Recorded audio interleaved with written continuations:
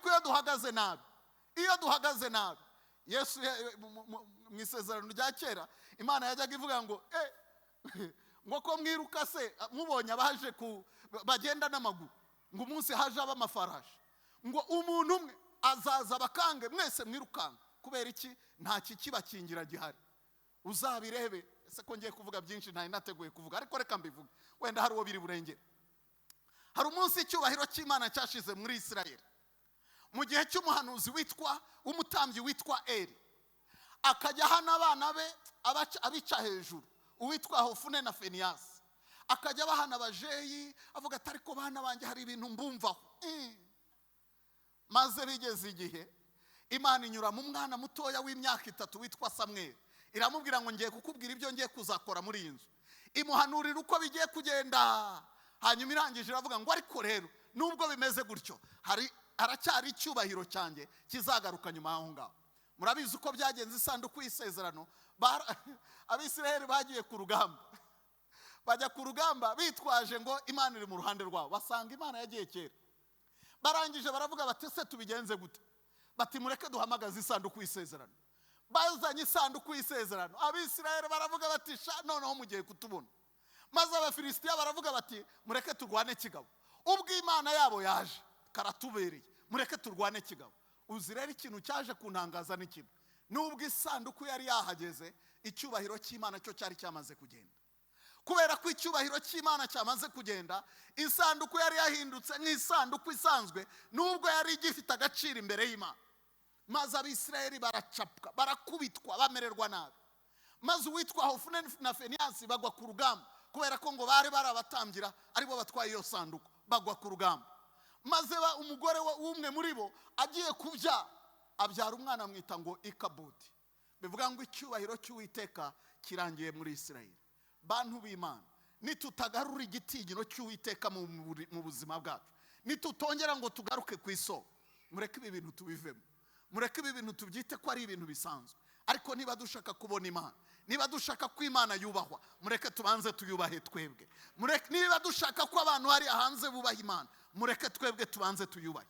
Tubanze tuyisubiza agaciro kayo mu buzima bwacu. Maze muzarebe ngo n'amarembo y'ikuzimu ntabwo azashimaho. Kubera iki? Kubera ko tuzaba twisunze umugabo ukomeye. Siko ejo nasanze muririmba ngo twisunze umugabo ukomeye ariko urebe utaba wisunze Ikabodi. Icyubahiro cy'Uwiteka cyaramaze kugenda. Imana idufashe kandi Imana itugire neza. Uyu munsi rero navuze ngo simbwiriza ariko nyine ubwo ngiye kumera nka wundi wakunda kwigisha umubatizo. Hanyuma barangije baravuga ati ariko pastor rwose batubabari ukatwigisha byibuze ku masekuru ya Yesu Kristo. Aravuga ati ntacyo ndayababwirizaho tu. Tangira kubigisha runaka byara runaka runaka byara runaka ageze hagati ariko atubunda aba bantu bari babatije ahita yisubirira mu mubatizo.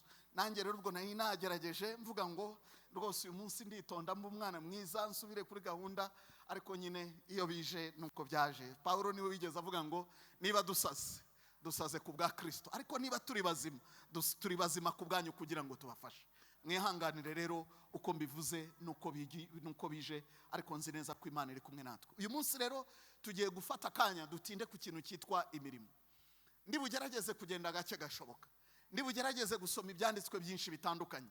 Ndibugerageze gusa n'umwigisha kuko ibyo mpano nayo ndabizi Imana igiye intiza iyo biri ngombwa. Ariko tubanze dusobanukirwe ikijyanye n'imirimo. Mu kwinjira rero mu mirimo reka dusubire muri cya gice twasomye ku munsi w'ejo cy'Abefeso igice cya 2.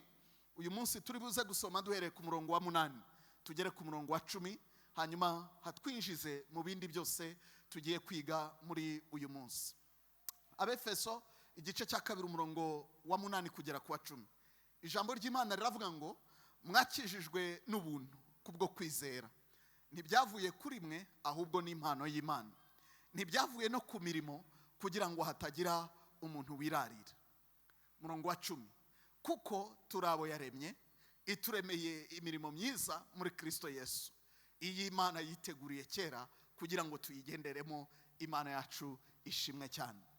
Aya magambo arimo byinshi ariko munyemerere mfatemo ibintu bikeyi biza kudufasha kugutekereza ku mirimo y'abera, ku mirimo izaherekeza abera muri rwa rugendo turimo dukataje dukomeje tujya mu ijuru nkuko tumaze kubiririmba muri ya ndirimbo. Icyambere shaka kuvugaho muri aya magambo ntabwo dukizwa n'imirimo, ariko dukizwa kubw'imirimo. Kambisubiremo, ntabwo dukizwa n'imirimo ngo umuntu azicara avuga ati buriya narateranye, nubwo hari kure narateranye, buriya nararirimbye, Imana nayo igiye kureba iravuga iti nguhembye agakiza. Ntabwo ariko bigenda. Ariko Imana iravuga ngo urakijijwe. Ubwo ukijijwe rero, ukijijwe kugira ngo ukore imirimo ya yindi nari nariteguriye kera kugira ngo uyigenderemo muri Kristo Yesu. Sinzi niba mwumvise icyo mvuze. Ntabwo dukizwa n'imirimo, ariko dukizwa kubw'imirimo kugira ngo tugire ibyo dukora. Yaba bitari bimeze gutyo, wakarangije gukizwa, Imana igahita ivuga iti zamuka twigendere, zamuka tujyane mu ijuru, zamuka ngwino, nta mumaro ugifite hano mu isi. Ariko Pawulo we yigeze abyumva umunsi umwe, aravuga ati ariko murabizi tugiye kubaho ni Kristo, ati no gupfa nabyo ni inyungu, atari komeze mu rungabangabo, nyobewe icyo mpitamo, ese ngende njye kwibanira n'umwami wanjye cyangwa ngume hano kugira ngo mbagirire umumaro. Ariko aravuga ngo nzi icyo Imana ishaka, nuko ngumana namwe kugira ngo mbabere uw'umumaro mu gihe nk'iki ngiki. Bivuga iki rero? Ntabwo wakijijwe n'imirimo, ariko wakijijwe kugira ngo ukore imirimo.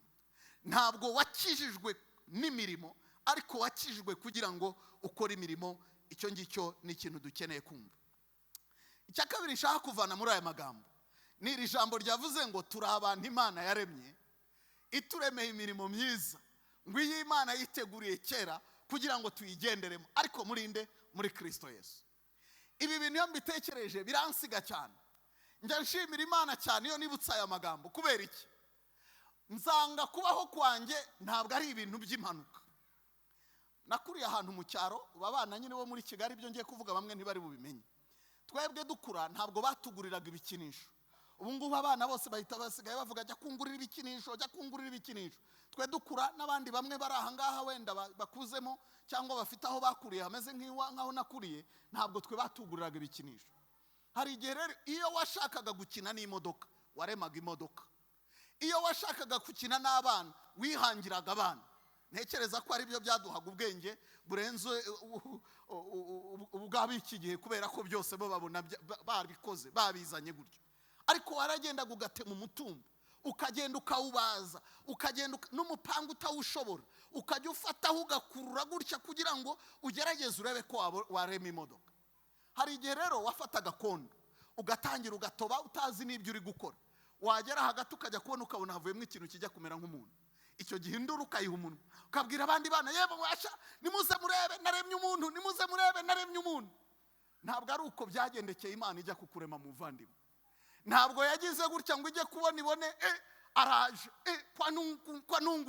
kwanguye gitumo ndamugirane. Oya, ntabwo ariko byagenze ku Mana. Ahubwo Imana iravuga ngo twebwe turi abantu Imana yaremye, ngo ariko yaturemeye imirimo myiza, ngo ariko iyo mirimo ishyiraho umuryango witwa Yesu Kristo, ngo irangije iravuga ngo ndayiteguriye aba bantu bazayigenderamo. Dore uburyo mbyumva rero. Buri ibyo numvise ibi bintu ndaje mbivuge mu kanya mwumva uburyo bindyohera cyane. Ariko buriya njye ntekereza ngo Imana yaricaye iravuga ngo ninde uzaba ari Betesida ku itariki 15 z'ukwezi kwa kabiri mu 2023 abwiriza. Imana iravuga iti ndashaka uwo muntu. Irangije irareba iravuga ngo uwo muntu azaba yitwara mbere. Iragenda itarura mami yo yamutaruye, itarura dati yo yamutaruye. Baraza barakundana bagira ngo bo n'umunyenga barimo gusa wo gukundana ngo byasherishuje, naho batazi ko bari gusohoza umugambi w'Imana. Imana ishimwe cyane. Maze ndavuga reka nkubwire n'ikindi, jewe natunguye ababyeyi banjye. Ntabwo bari batwiteze kubyara, ndi umuhungu wa gatatu. Babyaye abahungu babiri, barangije batireka tube twumva iyo napo. Maze Imana iravuga iti mugiye kumvangira rero. Gahunda yanjye nuko agomba kuzababwiriza mu kwezi kwa kabiri muri 2023. None nimujya muri ibyo bintu murabona mutaze kumvangira, ibatezamwe akantu kagahuge pa mbandaje. Maze baracanganyikirwa. Papa yanga mama ati niko urongera uratwise, ubu uwo mwana uzamugira ute? Uzabage wifashe. Naho atazi ko Imana iri kuvuga ngo uwo mwana mufiteho ikiganza cyanjye, uwo mwana mufiteho ikiganza cyanjye. Reka nkubwire muvandimwe, it doesn't matter uburyo wasamwe, uko wasamwe ntabwo ari cyo cy'ingenzi. Icy'ingenzi ni uwemeye kusamwa, ari we Mana wavuze ngo ndamukeneye. Ndamukeneye. Ashobora kuba asamiwe mu cyaha, ariko uyu ndamukeneye, n'uwo naremye kandi muremeye imirimo myiza, iyo niteguriye kera ngo azayigenderemo muri Kristo Yesu. Imana ishimwe cyane. Ibyo bintu biranezeza we, ibyo bintu biranezeza. Ibyo bintu biranezeza kubera ko namaze igihe kinini mvuga ngo jewe nyine naratunguranye, nkajya nibwira ko ndi impanuka, nkajya mvuga nti none se abandi bana bo barabashakaga, abandi bana bo barabapangiye, jewe naje nyine nk'impanuka ndaza maze ndangije ndabona abacanganyikisha. Ariko Imana iravuga ngo ya wacanganyikishije bariya, ariko kuri jewe yo urubona remye, nkuremeye imirimo myiza, iyo niteguriye kera kugira ngo uzayigenderemo muri Kristo Yesu. Yaricaye irareba iravuga iti sha, nubwo uzaba uvuye cyangwa ugwiyo, ariko ugomba kuzahagarara ikigali ukamvugira uko byagenda kose. Icisha mu nzira zose yacishijemo kugira ngo uyu munsi mbahagaze aha ngaha. Kubera iki? Nduwo yaremye, nawe uri uwo yaremye, kandi yakuremeye imirimo myiza muri Kristo Yesu. Ngwiyi Imana yiteguriye kera ngo kugira ngo uyigenderemo muri Kristo Yesu. Imana idufashe kandi Imana itugire neza. Ikindi rero nshaka kuvuga muri aya magambo, kugira ngo winjire muri iyo mirimo ugomba guca mu karyango kamwe kitwa Yesu Kristo. Utaragera muri Yesu sha uburi kunyanayimbwa niko bavuga abashira isoni. Uburi aho ngaho ugenda naho akora ibyiza, naho wagira gute, ariko uburi aho ngaho gusura impfabusa, uri gupfa ubusa, kugeza umunsi uvuze ngo uyu munsi ninjiye muri Kristo Yesu, zingiriye cya kindi yamfatiye, singiriye cya kindi naremewe, uyu munsi ngiye gutangira kukigenderamo.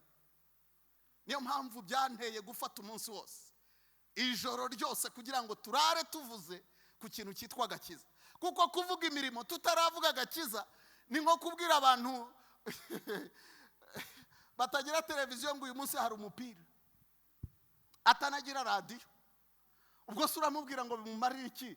Ubwo nuko uzategereza ejo kumva amakuru yagiye hariya hirya, uraba umugoye kubera ko ntazi iyo biva, ntazi niyo bijya. Niyo mpamvu mbere uko tuvuga imirimo, ngira ngo n'abashumba niko bayobowe, baravuga ngo ntituvuge imirimo gusa, tubanze tuvuge n'agakiza, kugira ngo agakiza kamenyesha abantu ngo uri uw'Imana yaremye, ariko ikuremera imirimo myiza, ariko iyo mirimo myiza akaryango kayo kinjirira muri Yesu Kristo. Utaragera muri Yesu, ibindi ni ukuzerera nyine uri aho ngaho ugenda, uri aho ngaho utazi ibyo urimo. Nicyo gituma umwanditsi wanditse ibyakozwe n'intumwa yavuze ngo iminsi yo kujijwa kwacu ngo Imana yacu yarayirengagije. Iyo minsi yo kujijwa twamaze tuzerera, Satana dutwaza igitugu atujyaniriye atwica urupfu rubi. Iyo myaka ngo yo kujijwa Imana yarayirengagije, ariko ngo ishyiraho uyu munsi, iravuga ngo niwumva ijwi ryayo ntiwinangire umutima ngo nkuko wawinangiye cyagiye, ahubwo uyemerere uyu munsi uvuge ngo nanjye ngiye kwinjira muri Yesu, kugira ngo icyo naremewe mbashe kuba nagisohoza. Imana yacu idufashe kandi Imana itugirire neza. Ikibazo rero cyo kwibaza no kwibaza, ujya ubaza Imana icyo yakuremeye. Ujya wicara ngo ubwire Imana utari ko ndabizi ko ntari impanuka, cyo maze kukimenya, ariko ubundi giye buriya wandemeye iki? Why am I here? Kubera iki ndi hano? No kugira ngo ncura abandi umwuka gusa, no kugira ngo nyeshyushye intebe z'urusengero, no kugira ngo nge mbafasha zirangire babone uko bagura izindi. Ntabwo nzi inshuro mugura intebe, ariko hari utekereza ko icyo ari cy'Imana yamuremeye gusa. Oya, hari umugambi Imana igufiteho, hari icyatumye ikurema. Uyu munsi wabona utabizi, uyu munsi wabona bidasobanutse, uyu munsi wabireba ukabona bidahari, ariko jya ugira iri sengesho ribwira Imana ngo Mana, kuko ngihumeka ndabizi ko hari icyo wavuze ku buzima bwanjye. Nge nshobora kuba nakize, ariko ndasabye menyesha icyo wandemeye. Reka ninjire mu mugambi wawe, reka ninjire mu byo wandemeye. Imana yacu idufashe kandi Imana itugire neza. Icya kabiri nshaka kuvugaho, icyanditswe cya kabiri nshaka ko tuvugaho, turavuga ko buri wese afite imirimo yagenewe gukora. Turi busome muri Matayo igice cyaho cya 25. Matayo 25 turasomamwe imirongo myinshi, ariko turi buze guhera kuri 14 tugere kuri 18. Ubu ngubu turi buze kugaruka nyuma dusome n'ibindi bikurikiraho, kugira ngo wumve ngo buri wese afite ibyo yahawe gukora, nta uriho bira mupango, nta uriho Imana itamufiteho umugambi, nta uriho nta mirimo yaremewe gukora. Icyo cyo ntigihari. Umva rero uko Yesu yabivuze mu kanwa ke, aravuga ngo bizaba nk'iby'umuntu wari ugiye kuzindukira mu kindi gihugu, ahamagara abagaragu be abasigira ibintu bye. Aha umwe itarante 5, undi amuha 2, undi amuha 1, akagakurikira mukumve neza uko umuntu ashoboye. Ngo arangije arazinduka. Ngo uwo mwanya uwahawe itarante 5 aragenda arazigenza, agenzuramo izindi tarante 5. N'uwahawe 2 abigenza atyo, agenzuramo izindi 2. Ariko uwahawe 1 aragenda acukura umwobo, ayishamwe itaranto ya shebuja, aravuga ati asiki n'ubundi se nta uzi uko byagenda, uyu databuja naza ntabwo ibyo tuzabimenya, turaje tubisome mu kanya uko byamugendekeye. Ariko ndagira ngo ubanze wumve iki kintu. Buriya nta muntu n'umwe muri twebwe udafite icyo Imana yamuhaye gukora. Nta muntu n'umwe muri twebwe Imana yaremeye kuba ari ugushyushya intebe gusa. Oya, hari ikintu cyatumye Imana igushyira kuri iyi si. Kandi iyo udakoze icyo ngicyo Imana yakuremeye, ubuhombeje itorero, ubuhombeje n'umubiri wa Kristo muri rusange. Kubera iki? Bibiliya iravuga ngo turi ingingo za bagenzi bacu. Ibaza agatoki kanze guterura, ibaza amaso yanze kureba, akavuga ngo n'ubundi se ko ari amaguru agenda, ngo ujye uyu munsi sindeba, ngo n'ubundi iyo ndebye singenda. Byagenda biteze. Amaguru se yivumbuye akavuga ngo n'ubundi jewe iyo ngiyenze sijye ubureba, ngo ubwo amaso naba ari yagenda. That would be weird. Byaba ari ibintu bitangaje. Ariko benshi muri twe nuko tubaho. Ukicara ukavuga uti ubuse jewe ko ntari bishop, nkaba ntari mama bishop, nkaba ntari umushumba, nkaba ntari umudiakoni, nkaba ntari ukareba ibyo utari byo, wirengagije ibyo uri byo.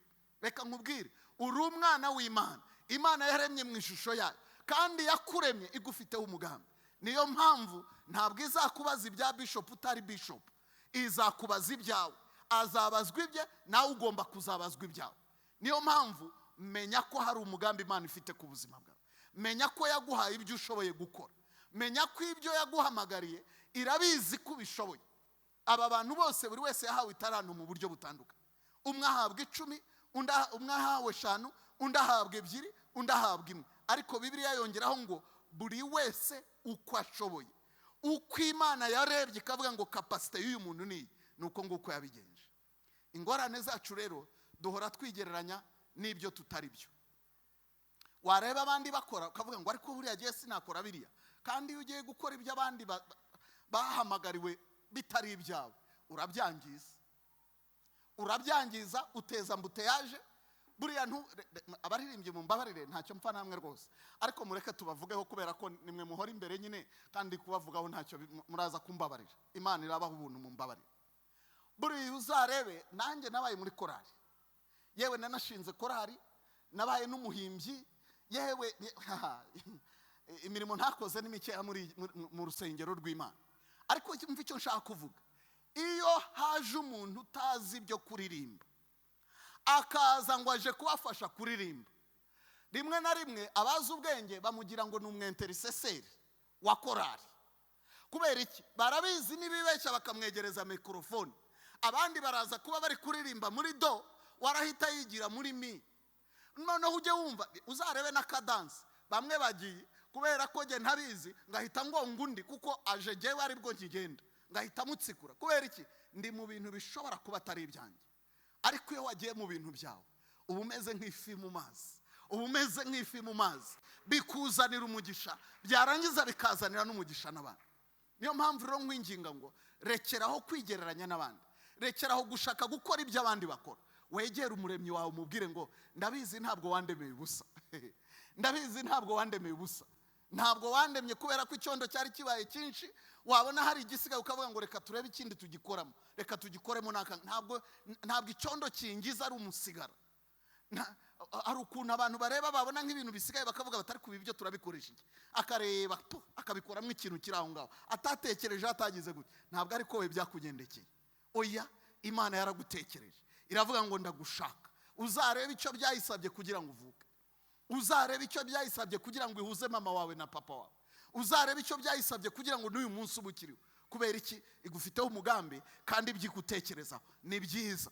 Umwanditsi wa Zaburi y'139 niwe wabisobanukiye, aravuga ngo Mana ndagushimira ko wandemye mu buryo butangaje kandi buteye ubwoba. Ngo ubwo naremerwaga mu bwihisho, ngo igikanka cyanjye kiremerwa iyo, ngo ntabwo wampishwe ahubwo warandebaga, intoki zawe nizo zambumbabumbiye. Arangije aravuga ngo iminsi yanjye yo kubaho kwanjye ngo yanditswe mu gitabo itarabaho n'umwe. Ngo Mana we, ngo iyo mbitekereje ibyo ngo biransiga birandenga bikaba binini bikantera kugushima. Icyo nshaka kuvuga muri ibi bintu ni iki? Menya ko hari icyo Imana yakuremeye kandi uragishoboye. Icyo ngicyo Imana yakuremeye. Aha rero munyemerere mvuga utundi tuntu dukeye. Buriya hari ibyo dusangiye twese Imana yaturemeye nk'abakirisitu. Hari ibintu biri rusange. Ntabwo uzajya kubanza ngo ujye kubaza Imana ngo harya Mana buriya nzajya guterana. Oya, guterana biri mu byo bakristo dukora. Ibyo ni ibisanzwe. Ngo ariko Mana buriya natanga icyacumi. Oya, ibyo ni ibisanzwe. Ntabwo uzabaza ngo ariko se ngo buriya natanga amaturo. Oya, ntabwo ibyo bisaba kubyiririza ngo ubimenye. Niba warakijijwe, umwuka w'Imana akaba ari muri wowe, azagutera gushima, azagutera guhimbaza, azagutera gukunda bene so, azagutera kwera imbuto zikwiriye abihani, azagutera kwera imbuto z'umwuka we. Ibyo ni ibiri rusange twese dusangiye. Ariko buriya hariho n'ibindi by'umwihariko.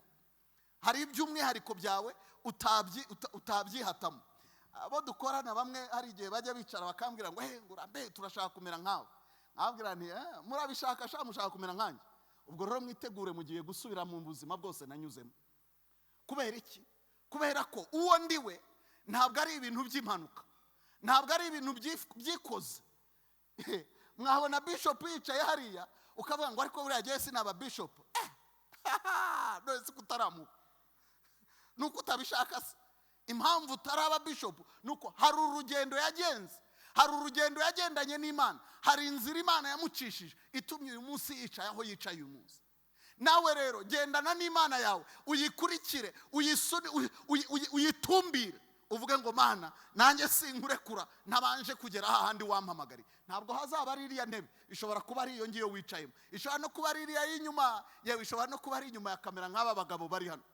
Buriya murabareba mukagira ngo baravunika, biyo babikora bumva ntago mbavugira, ntago mbazi kuko abonzi n'abahandi. Ariko biriya bintu abantu babikoramo, ubikoze mutabikunda urabyangiza. Ariko iyo ubikunda guhagara, nimwicariye mwese se, reba nige uri kuvuga, mpagaze aha ngaha amasaha andi n'amasaha ndahagarara, n'aba bajyama bahagaze aha ngaha barahagaze. Wowe ushobora kubareba ukabagirira impuhwe yo, ariko nyamara niba bari mu mwanya wabo barareba amashusho meza yavuga ati dore amashusho nafashe. Yareba ayo mashusho yafashe akavuga ngo Mana ushimwe ko natanze nanjye umusanzu wanjye mu gutuma iyi shusho nziza igira umuntu igirira umumaro uri kantarange utashoboraga kuza akagera aha ngaha. Niyo mpamvu nkubwira ngo kurikirana Icy'Imana yavuze ku buzima bwawe. Umva rero ikintu nshaka kuvuga. Buriya ibintu byawe by'umwihariko Imana ibicisha mu nzira nyinshi. Hari abantu bagiye bavuga ibitandukanye, ariko hari umwe wavuze ngo ikintu cyitwa shape. Avuga ngo ibintu by'impano z'umwuka, impano Imana yaguhaye izawe zitandukanye n'izanjye. Ibyo ngibyo ni ibisanzwe. Ariko yongeraho ikindi kintu, hari ibintu nshoboye wowe udashoboye, hari ibintu nashobora wowe utashobora. Bityo rero nushaka gukora ibyanjye uzahura n'ingorane, ariko nukora ibyawe nzunguka nawe wunguke, bityo dufatanye nk'umubiri wa Kristo kugira ngo Icy'Imana ishaka abe ari cyo kigerwaho. Arangije avugamo n'ikindi kintu cyitwa personality, cyangwa se akamero k'umuntu, imiterere yawe, uko Imana yakuremye. Hari abantu bakunze kwituriza, abandi bagakunda kuvuga. Hakaba abantu bakunda agera mu bantu akareba akavuga ati ko abantu mbona batanezerewe, agashaka igituma banezerewe. Hakaba abo Imana yaremye ari abayobozi, yagera ahantu yabona abantu nta musimamo nta cyerekezo, agahita bashyira hamwe akavuga ati okay reka tubigenze gutya na gutya, ukabona biragiye. Nawe wamureba rero ukavuga ngo ngo buriya nanjye nabishobora. Oya, baza Imana ibyawe kuko nawe birahari. Akandi yavuze n'akantu kitwa experience, akako ndi bugatindeho gakeya. Buriya nushaka kureba kumenya n'icyerekezo Imana iri guha ubuzima bwawe, uzarebe no kubyo yakunyujijemo, amateka yawe. Reka mbibutse bimwe Bibiliya itubwira. Uzi ko Bibiliya itubwira ngo mu mibyimba ya Yesu niyadukirisha, imibyimba ye niyadukirisha. Wowe rero wakumva imibyimba ukagira ngo ni ibintu biri aho gusa. Oya, imibabaro ya Yesu, bya bindi yanyuzemo, za nkoni yakubiswe, nizo zavuyemo agakiza uyu munsi twicayemo kandi duhagazemo. Nawe bya bindi wanyuzemo, abo tujya tubana wenda ndabivugiraho nubwo nyine atari byo nashaka kuvuga. Iyo batangiye kumbaza ngo ariko Rambere turashaka kumera nkanjye, ndababwira nti oya, nimwishaka kumera nkanjye, mumere nk'uko Imana mwebwe ibashaka. Kubera ko jewe mfite experience y'ubuzima bwanjye bwashepinze butuma mera ukomeza uyu munsi. Nkunze kubabwira ni ubwo rero muraje musubire tingitingi, kubera ko tingitingi ndayizi nayibayemo. Nkababwira n'ubuse Imana iri bubazane mujye kuvukira mu muryango w'Abahutu, mu gihugu cyakozwemo jenoside ikozwe n'Abahutu, bayikoreye Abanyarwanda bagenzi babo.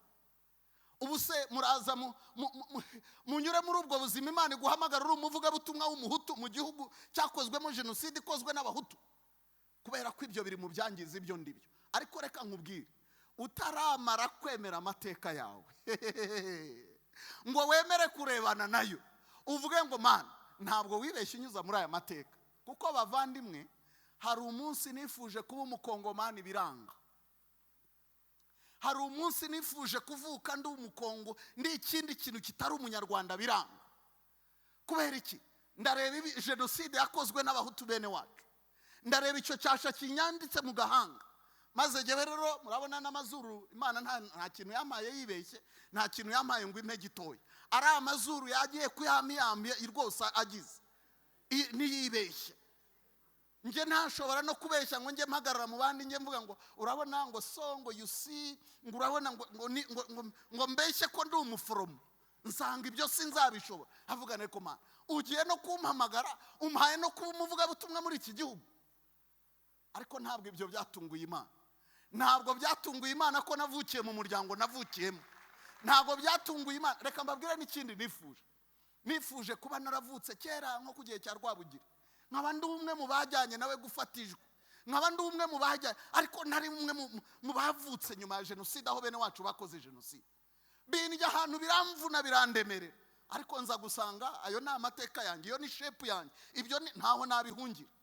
Uyu munsi nimwumva ngo nkora mu murimo w'ivugabutumwa ufasha abantu gukira ibikomere, mbakirisha iki? Nanjye bya bindi nanyuzemo, aho ngaho n'Imana yavuze ngo ayo mateka yawe arura, ayo mateka yawe ashariri, ngiye kuyavanamo ikizatuma ufasha Abanyarwanda. Ntaho nabihungira rero, ntaho nabihungira. Ubu ngubu ushobora gusanga ikibazo cyawe ari kimwe, umaze igihe uhunga amateka yawe, umaze igihe wirukanga. Ariko Yesu nawe yigeze areba amateka yaravuga ati ariko Mana yaba iki gikombe cyandenga, ariko arangije aravuga ngo ntibibe uko nshaka ahubwo bibe uko ushaka. Emera amateka yawe, ni ibiki wakubitikiyemo, ni hahehe wababarijwe. Kubera ko aho ngaho akenshi ni aho ngaho umuhamagaro wawe ubuzingiye, ni aho ngaho bya bindi Imana izagukoresha biba bizingiye. Reka mbabwire abantu b'Imana, mperutse mu kindi gihugu ndangije ndavuga ariko Mana uzi ko burya kutunyuza mu byo twanyuzemo utari wibeshye, uzi ko burya kutunyuza mu byo twanyuzemo tutari twibeshye. Nahagarara navuga nti ndi umunyarwanda gusa, baturi umunyarwanda, uri wo mu kihe gice, uri umututsi, uri umuhutu, bagatangira kumbaza byinshi, nkabasubiza. Bageraho rero bakagira ngo nanjye ndibuze kwibeshya, nanjye nigire nitutsure, ntangire kuvuga ngo urabona nyine njyewe ngo oya, nkabwira nti oya, bene wacu nibo bishe. None se uba mu Rwanda ninde ubamo nyine? Uri umuvugabutumwa se ninde umuvugabutumwa nyine? None se ntabwo bene wanyu bakwica? Ibyo ni ibyabo birabareba. Ngenzi ko navutse ese mwe mwarasenzera mujya kuvuka mwirije angahe kugira ngo uvukire hahandi wavukiye muvande? Wenda ngo mvuge ngo nanjye Imana impaye andi mahirwe ya kabiri nasubiraho ngasenga nkiriza najya akanyarira. Ibyo ni ibintu wavana akanyarira kugira ngo uvukire mu muryango wavutsemo? Oya, ntabwo ari ibintu, ntabwo nge nabisengeye, ntabwo nanabisabye. Ariko Imana mu butunzi bwayo iravuga iti oya, nkeneye umuhutu uzahagarara muri Betesida akavuga ibi bintu. Iragenda rero incisha mu byo ncishijemo. Uyu munsi mpagaze aha ndabivuze, ntimuzavuge ko ntabivuze, dore na kamera zahari kandi zizambera abagabo. Imana idufashe kandi tugire neza. Icyo ndi kuvuga muri ibi bintu ni iki? Amateka yawe wowe utekerezaho ukumva arashaririye, wagize se ngo Imana nuko byari binaniye kuyakuvanamo yihuse? oya, na Yesu byari byoroshye kwamara nko ku musaraba nk'utunota dukeya akicishayo. We nta nubwo byasabaga ko Imana ibimufashamo, yari Imana, yari abishoboye.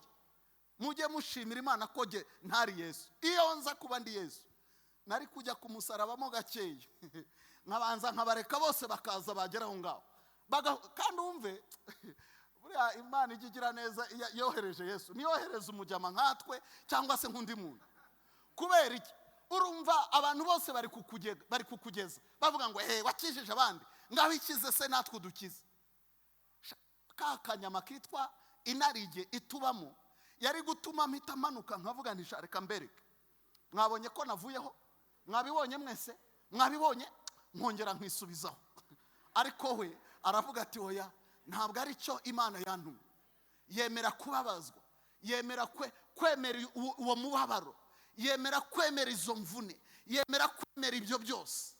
Ariko ijambo ry'Imana riravuga muri Yesaya 53 ngo nukuri intimba zacu nizo yishyizeho, imibabaro yacu niyo yikoreye, igihano kiduhesha amahoro cyari kuri we, ngo kandi imibyimba ye niyadukirije. Iyo experience ya Yesu itumye u Rwanda ruhagaze. Iyo experience ya Yesu itumye umunsi hariho ibyiringiro. Ariko byanyuze muki? Mu mubabaro n'agahinda na bya bindi byose. Nawe rero ndakubwira mwene data, ntabwo ari uko Imana iyobewe kw'ibyo uri kunyuramo bikubabaje, ariko buri yibwira uti hindura isengesho uyibaze ngo niga iki? Niki nkeneye kwiga muri ibi bintu? Uri kumbwira iki? Nicyo ushaka ko twigiramo? Nicyo ushaka ko nkura muri ibi bintu? Ushaka kumenya iki Imana yaguhamagariye rero? Reba no muri bya bindi wita ko ari bibi byakubayeho, ushobora kuvanamwe umutwaro, ushobora kuvanamwe umuhamagaro, ushobora gusanga ariho icyerekezo cyawe kiri. Kuko narwanye n'ibintu ndabirwana nabyo nshaka kubyikiza. Nibuka hari ukuntu twajyaga mu mihango yo kwibuka twiga muri kaminuza, twaba twicaye umuntu yahungabana nk'iruhande rwanjye, amazuru yanjye ngahita nyasingira, nkayahisha nkavuga ariko se noneho nihagira uhindukira akabona ibi bizuru arahita avuga ati nawe uri umwe muri babandi genda kagira gutya gira gutya, nkayahisha. Ariko nza gusanga ubuse nzayahisha ngeze rya ubuse nzabigenza neza. Mumfashe namwe, mwe muri imfura, barabambwiye ko muri imfura, niko mwe muri imfura, nzabigenze ne mwamfura, nzabigenze ne mwamfura. Ariko ntaho nabihungira. Ariko ibyo ngibyo muri iyo mibabaro, muri ako gahinda, muri iyo confusion, muri iryo pfuno, Imana iravuga ngo ngiye kuguha ubutumwa buzakiza abanyarwanda, ngiye kuguha ubutumwa buzabwira abanyarwanda ukuri, tukava muri bya bindi byacu by'umurenzaho wera ibijumba. Muri abanyarwanda turabana beza. Nimubizi se ngo iyo umuntu aguhishe kwa kwanga nawe umuhisha kubizi, mukabana kwaje, niko abiki gihe babivuga ngo umurenzaho wera ibijumba. Ariko Imana iravuga ngo dore nawe byari bikwishe, ubwo bikize haguruka wanamize. Niyo mpamvu sintinya kuvuga ibi, ntabwo ntinya kubibwira uwo ari we wese. Kubera iki? Nzi ko ariho Imana ishaka kudukiriza kugira ngo tubohoke. Ese reka nivugire n'ibindi. Murabizi ko Imana yavuze ngo tuzaba abamisiyoneri, ngo ishaka kohereza abamisiyoneri baturutse hano mu Rwanda. Wagize ngo bazajyana Matayo na Luka? Oya, bafiteyo za seminari nyinshi zibikora. Dore ariko ikizatuma abanyarwanda tuvuga ubutumwa ni umunsi wacitse ku icumu, n'uwavukiye mu muryango nk'uwo navukiyemo, tuzahurira muri Kristo Yesu. Yesu Kristo akaduhindukira amahoro, kuko Bibiliya iravuga ngo niwe mahoro yacu. Ngo wa wundi wafasha abari babiri akabahindura kuba umwe, ngo amaze guhirika urusika rw'urwango rwadutandukanya, ngo kugira ngo babandi babiri abaremwemo umuntu umwe, ngo azane amahoro atyo. Twahura na Yesu rero tukagendana tuvuga ngo this is my brother. Ariko bene data, bene wacu bamugiriye nabi, ariko namusabye imbabazi nawe yarambabariye. Uyu munsi turavuga ko Yesu ashoboye kunga abantu. Kambabwire mwabantu mw'abakirisitu, nimutabivuga ingabo zacu zizabivuga. Itorero ryanze kubivuga, Imana ihagurutse igisirikare cy'u Rwanda kitarimo abatutsi gusa, kitarimo abaforomo, kirimo bose. Iravuga iti tugende tujye Mozambique, tugende tujye Central Africa. Bageze ngo iyo bari yose baravuga ngo ngo izi ni inkotanyi, ngo abangaba ngo namazuru namaki. Oya, barabareba bakabona ni igisirikare cy'u Rwanda. Ni mwebwe, haba harimo n'aba XFR bahoze bari ku rundi ruhande baba general. Wageze se ngo yamugezeho atera agasariti gakeya ngo nuko ngo yari umwe XFR. Oya, ayimuterera yose akayimara yose. Sinzi nuko banayigenza uko bayigenza, ababizi barabizi. Ayimuterera yose akayimaramo, yayirangiza noneho abantu bakareba bakavuga ati uyu si umwe XFR, uyu ntabwo yahoze muri RPA, none uyu munsi bari mu gisirikare cya RDF. Kubera iyo mpamvu rero Imana ikavuga ngo dore ngo aho nategekeye umugisha wanjye naho abavandimwe baturanye bahuje batarenzaho. Iyo ni Zaburi 133, nzayivugaho ubutaha, reka nikomereze njye mu bindi. Ariko nagira ngo nkubwire ngo reba bya bindi wanyuzemo, reba bya bindi uri kunyuramo, wibipfusha ubusa, wipfusha ubusa experience Imana iri kugucishamo cyangwa yagucishije. Imana idufashe kandi Imana itugire neza. Kanihute mvuge ku kindi cyanditswe. Tugiye kujya muri Matayo 7, aho tugiye gusanga Imana ivuga ngo si ugupfa gukora imirimo ibonetse yose ngo ujye nyine uri umuteturi aho ngaho ukora ibibonetse byose. Hari ibintu kera twajyaga tuvuga ngo ndi mirimo mwama nshoboje yose, rimwe na rimwe tukabivuga dushaka kuvuga ko ntacyo dukora gifatika, ariko tukiyishikiye inyuma y'ikintu kivuga ngo ngewe buriya ngo ndi umukristo ngo ariko nkora n'indi mirimo mwama nshoboje, ariko utayizi nyine ari uvuga ngo simbizi mba ndi muri poemoro ndaho ngaho. Ntabwo rero dupfa gukora ibibonetse byose.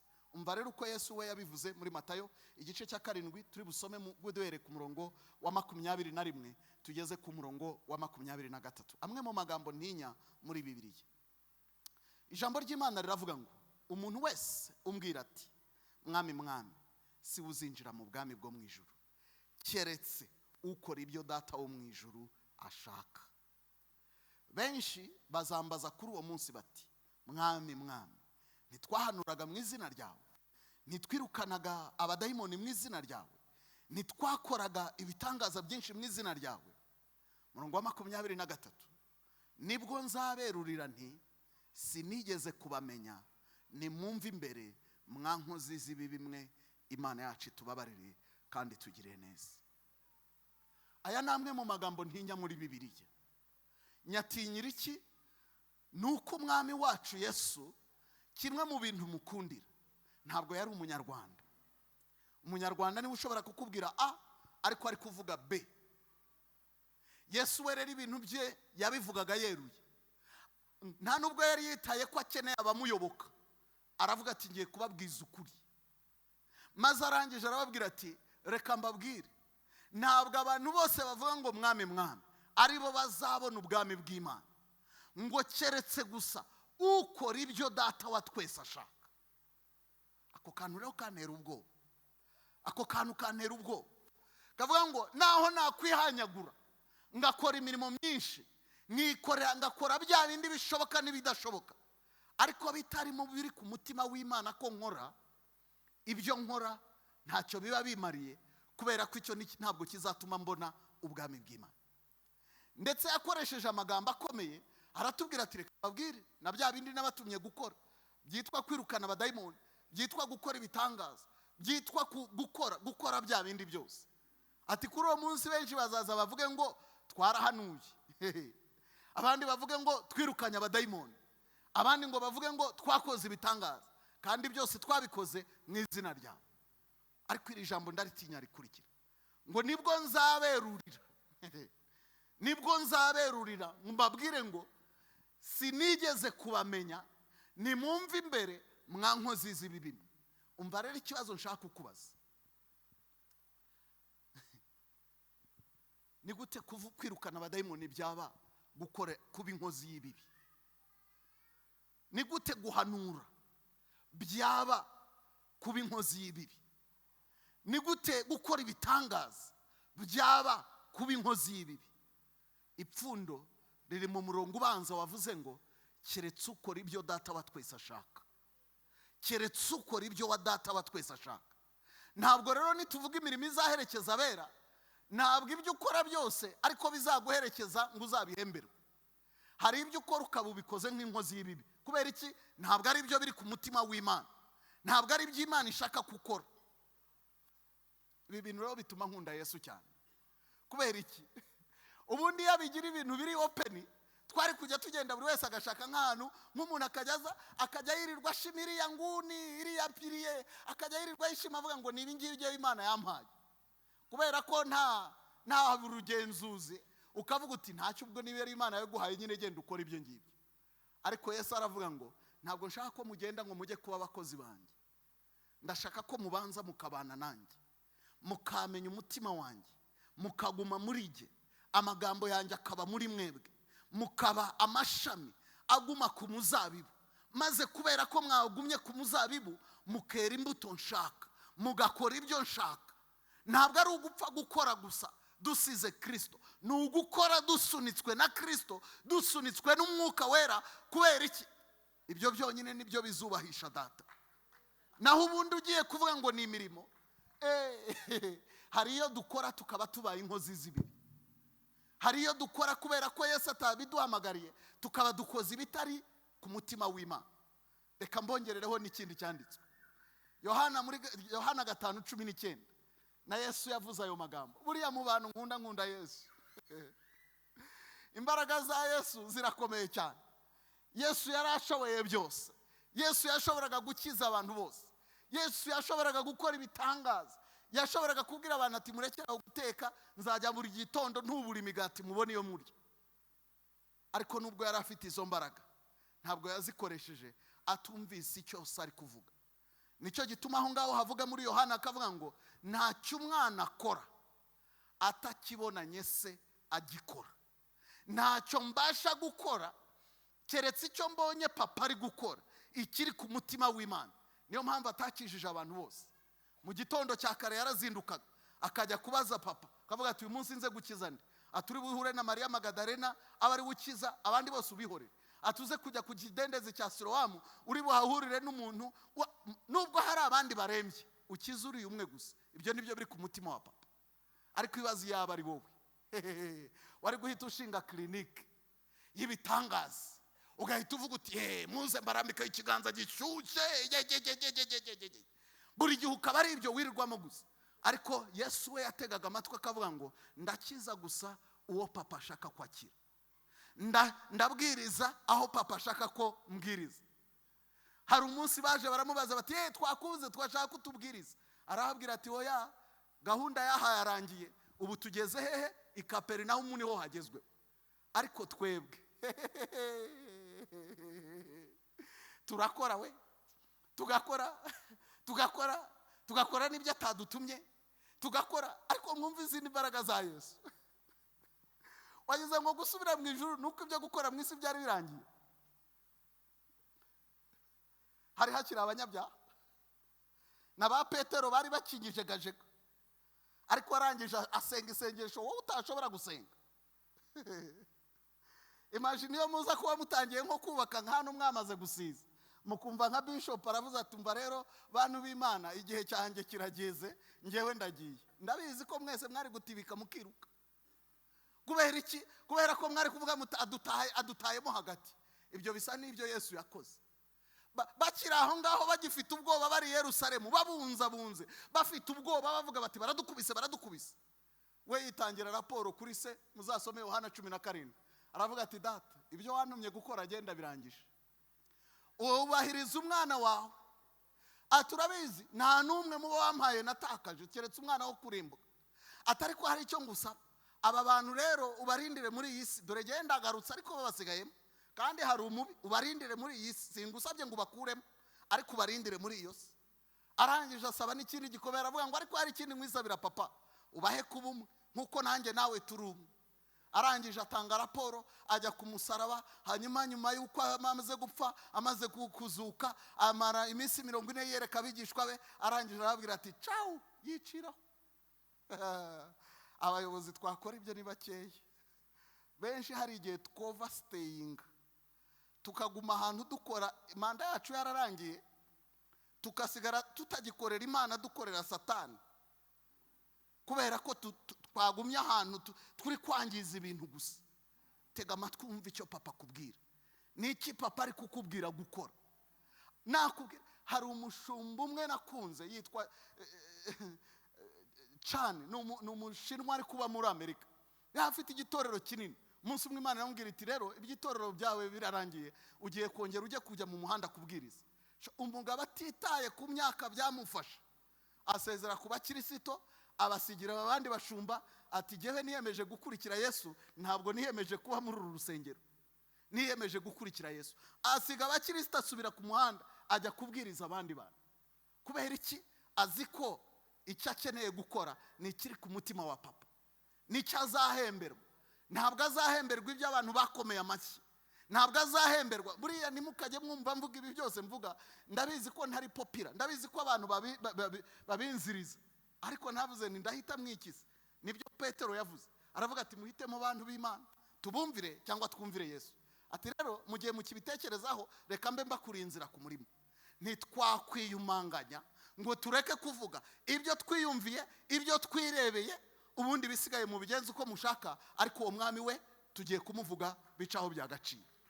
Ngo babonye gushira amanga kwa Petero, baravuga ariko uyu mugabo kutize, ngo ariko barangije bibuka ko yabanye na Yesu. Umva icyo ndi kuvuga muri aya magambo, ntabwo ari ugupfa gukora ibibonetse byose. Tega amatwi ubaze Imana, Mana nicyo ushaka kunkora, n'icyo ushaka kumfasha. Bitabaye ibyo nta kintu wazagira mu rugo. Uza abantu basabiriza bari hano hanze nugukingura ukavuga uti mwese muze mutware. Ariko buryo ufashije umuntu Imana itagutumye gufasha, hari igihe cy'umuhaye kimubera umuvumo aho kumubera umugisha. Kubera iki? Kubera ko ntabwo giturutse ku mutima. Uzarebe ibigerekeza kunungunika, ariko uyu nabarasabye arakabije. Uzarebe uko kuntu wanungunitse, rero ntabwo bigerekejwe n'umugisha w'Imana. Niyo mpamvu ukeneye kumenya icyo papa ari kuvuga, ukagikora unezerewe. Wagikora unezerewe nawe akavuga ati mwana wanjye, hariya twanyeganyeje, hariya twabikoze, hariya byagenze neza.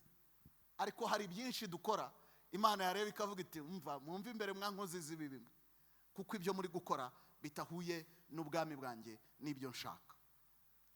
Hanyuma nenda kugana ku musozi, ndashaka kuvuga indi ngingo ivuga ngo umurimo wose uzagenzurwa. Mu yandi magambo, hari umunsi tuzarenguka imbere y'Imana, tuyimurikira ibyo twakoze byose. Nabyo ndi bwifashisha amagambo yayandi twasomye muri Matayo 25, noneho turi buhere kuri 19 tugeze kuri 30. Twumve noneho uko byagendekeye babandi bari bahawe itarano. Umva uko byagenze rero. Ngo maze iminsi myinshi ishize, ni Matayo 25:19 kugera kuri 30. Ngo maze iminsi myinshi ishize, shebuja wabo bagaragu araza, abarana nabo umubare w'ibyo yabasigiye. Uwahawe itarane 5 araza azana izindi tarane 5, ati databuja wansigiye itaranto 5, dore nazigenzuyemo izindi tarane 5. Mumva aya magambo akurikira, kuko namwe mu magambo nifuriza buri wese kuzumva avuzwe na databuja, ari we mwami wacu Yesu Kristo. Kuri 21 haravuga ngo shebuja aramubwira ati nuko mugaragu mwiza ukiranuka, wakiranutse mu bike, nzakwegurira byinshi, injira mu munezero wa shobuja. N'uwahawe itaranto 2 araza aravuga ati databuja wansigiye itarane 2, dore nazigenzuyemo izindi 2. Shebuja aramubwira ati nuko mugaragu mwiza ukiranuka, wakiranutse muri bike, nzakwegurira byinshi, injira mu munezero wa shobuja. Umva rero abandi undi wakubiswe n'akaga. Ngo n'uwahawe imwe araza aravuga ati databuja narinzi ko uri umunyamwaga, kusarura aho utabibye, kuhunika ibyo utagosoye. Ndatinya ndagenda misha itaranto yawe mu butaka, dore ngiyo ibyawe urabifite. Wagize ngo byamuguye neza se? Umva icyakurikiye. Ngo ariko shebuja aramusubiza ati wa mugaragu mubi we, wa munyabute we, ko wari uzi ko nsarura aho ntabibye, munika ibyo ntagosoye, itaranto yawe ntiwari ukwiye kuyiha abagenza, nabo nanjye naza ukampa iyanjye n'inyungu yayo? Nuko nimuyimake muyihe ufite itaranto 10, kuko ufite wese azahabwa akarushirizwaho, ariko udafite azakwa n'icyo yari afite. N'uyu mugaragu ntacyo amaze, mumujugunye mu mwijima hanze, niho bazaririra bakahekenyera amenyo. aya ni amagambo asobanutse ndakeneye kuvugaho byinshi, ariko icyo nshaka kuyavugamo ni ikivuga ngo imirimo yacu yose izagenzurwa. Tuzamurika ibyo twakoze imbere y'Imana. Imana izatubaza ibyo twakoze, irebe twabikoze gute, irebe twakoze ibyo twasabwaga gukora. Kandi wa wundi wicara akavuga ngo ngewe se ko ntahamagawe nka Ramberi, ngo ngewe se ko ntahamagawe nka runaka, ngo ngewe se, uwo nguwo nawe akeneye kumenya ngo oya, nako gatoya ufite gakoreshe uzarebe ikizavamo. Reka mbivuge gutya, aho kumpa umwapotre utarahamagawe n'Imana, wampa umuntu ukoropa imisarane yo ku rusengero cyangwa se ahandi mu kazi wahamagawe n'Imana. Kuko uwo nguwo niwe uzumva Imana imubwira ngo kaze neza mugaragu mwiza, cya gihe wozaga imisarane nicyo nari naguhamagariye, ariko wabikoranye umutima ukunze. Ukajya uvuga ngo sinshaka ko hari umuntu uzaza muri uyu musarane ngo agende avuga ngo ariko ngo haranukaga ngo hari hameze nabi. Oya, azaza amenye ko hari umukristo wakoze iyi misarane. Kubera iki? Natahuye ko Icy'Imana ikinshyize mu biganza kandi nkwiye kukibamwo umwizerwa. Naba umwizerwa muri aka gato, Imana ikankuza ikangeza kuri biriya. Ariko ndabizi ntabwo wenda nzi amateka y'abashumba banyu, ariko nzi amateka y'abandi bashumba benshi. Buriya Imana ivana abantu ahantu kure. Ubu wabona mpagaze aha ngaha mbabwiriza ukavuga uti uriya se ozame biene. Reka ntabwo uzaho navuye, ntabwo uzaho Yesu yamvaye. Niki ntakoze muri ubu buzima? Njya nsanga umwuga ntarakora ni uburaya. Ushobora kuba ariwo ntakoze, ariko nahingiye amafaranga, narogoshe. Buriya iyo ngiye muri salon de coiffure bakanyogosha nabi, hari igihe nicecekera kuko nyine nta kundi wagira, umusatsi abayawumazeho, ariko arankata nabi ngahita mvuga nti uyu muntu ntazi kogosha sinzagaruka. Kubera iki? Nanjye nabaye umukwafere ndabizi. Njyeho nakoreshaga nyonga ya yindi imeze gutya. Nakoresheje icyarahani ndoda nzi gutera ibire mu myenda y'abantu. Ejo bundi nakoze agashya nanjye ndongera ngura indi mashini, ndavuga nti nta cyacitse wanjye kizongera kujya gisohoka, nzajya nongera ngikore n'ubundi ko Imana yabimaye. Ntangira kujya ndodera. Umunsi umwe twasohokanye na madamu, agakanzu ke kari gafite ikibazo, arambwira ati uyu munsi wankoreye umuti.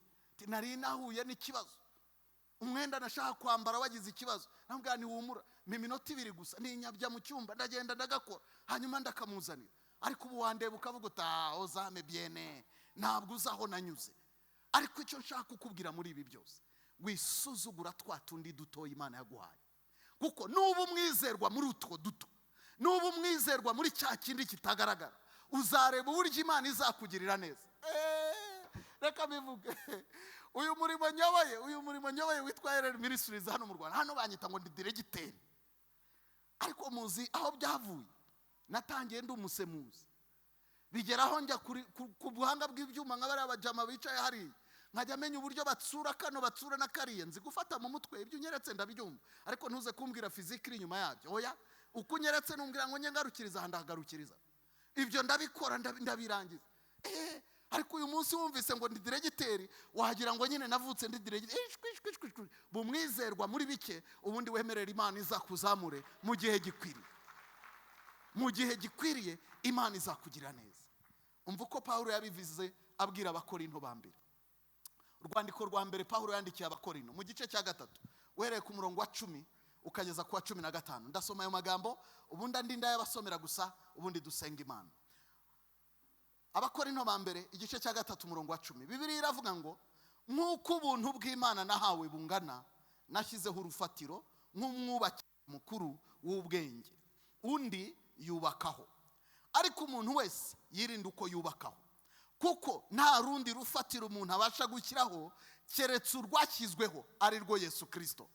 Ariko umuntu niyubaka kuri urwo rufatiro, izahabu cyangwa ifeza cyangwa amabuye y'igiciro cyinshi cyangwa ibiti cyangwa ibyatsi cyangwa ibikenyeri, umurimo w'umuntu wese uzerekanwa. Urya munsi niwo uzawerekana, kuko uzahishuzwa umuriro, akaba ari wo kandi uzagerageza umurimo w'umuntu wese. umurimo w'umuntu wese uwo yubatse kuri urwo rufatiro nugumaho azahabwa ingororano, ariko umurimo w'umuntu nushya azabura inyungu, nyamara ubwo azakizwa ariko nk'ukuwe mu muriro. Imana yacu tubabarire cyane. Ndagira ngo rero nkwibutse ngo bya bindi ukora, bya bindi ukorera Imana, kwa kundi ubana no mugenzi wawe, bya bindi ukora mu izina rya Yesu ntabwo ari impfabusa, ahubwo hari umunsi uzabihemberwa cyangwa biguhombere. Kubera iki? Bitewe n'uburyo wubatse kuri urwo rufatiro ari rwo Kristo. Batubwiye ngo umurimo w'umuntu wese uzahishuzwa umuriro. Niba warubakishije ibikenyeri bizagurumana induru zivuga, niba warubakishije ibiti bizatinda gushya ariko amaherezo bizashya, ariko niba warubakishije izahabu ukubakisha ifeza wakwiringira ko umurimo wawe uzahagarara. Kubakisha ifeza se n'ibindi n'ibiki? Wagize no gukora ibihambaye, kuba umwizerwa muri ibyo Imana yaguhaye, kuba umwizerwa muri ako ngako umaze gusobanukirwa, kuba umwizerwa muri iki Imana yaguhaye. Nguko uko wubakisha izahabu, nguko uko wubakisha ndetse n'ifeza kugira ngo umurimo wawe uzahagarare. Mu gusoza rero dukwiye kukorana umwete kuko hariho ingororano. Ibi byo ndabasomera ibyanditswe gusa hanyuma dusenga Imana. Turi bugume mu Bakorinto ba mbere, dusome igice cya 9 umurongo wa 16 kugera ku murongo wa 18. Twumva amagambo Pawulo avuga ku bijyanye n'ingororano, avuga gukorana umwete ibyo dukora. Abakorinto ba mbere igice cya 9 umurongo wa 16 kugera 18. Haravuga ngo iyo mbwiriza ubutumwa singira icyo nirata, kuko ari byo mpatirwa gukora, ndetse ntavuze ubutumwa nabona ishyano. Iyo mbikora mbikunze ndagororerwa, ariko iyo mbikora ngononwa mbitewe gusa nuko mpawe ubusonga nzagororerwa iki? Nuko rero iyo mvuga ubutumwa mbuvuga ku buntu, nakurikije rwose ubutware bwanjye bw'umubwiriza butumwa. Imana yacu idufashe cyane.